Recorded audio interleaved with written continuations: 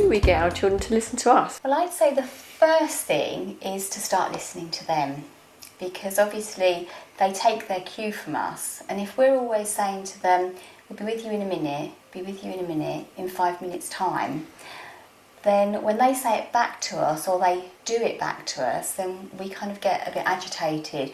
So with listening, it's about making the judgment call, and it's about whether what the adult is doing is really urgent and has to be finished, or whether that can wait, whether it's peeling the spuds or finishing writing the letter. If that can wait and go and see the child then you spend 5 minutes listening to the child, which would then actually save you time in the long run, because then they're not vying for your attention all the time. So it's all about prioritising and making your child the priority, not necessarily your household chores or your household tasks. Yes, sometimes we need to get the tea finished dead on a certain time because there's other things going on afterwards.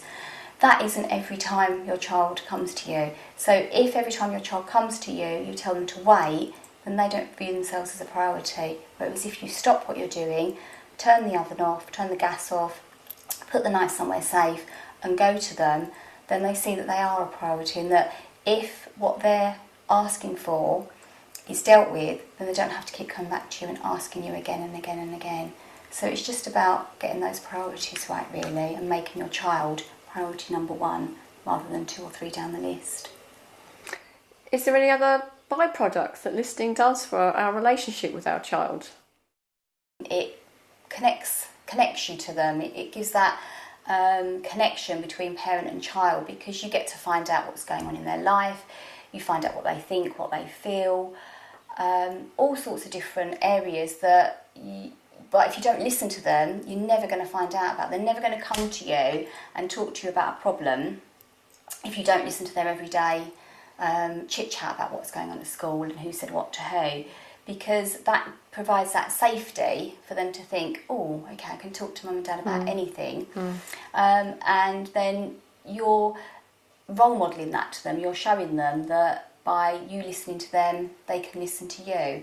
And then when you give them instructions or directions, things, commands that you want them to do, then they're more likely to actually think, oh yeah, mum wants me to do this, I'll go and do that now, rather than, oh, in a minute, in 5 minutes, in 10 minutes, because you've already shown them that actually you will go and do things for them when they ask, therefore they're more likely to listen to you when you ask.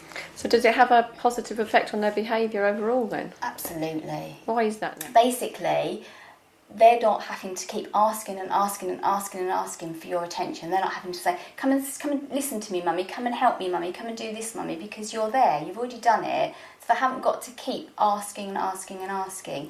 They've asked you to do something, you've gone along and done it.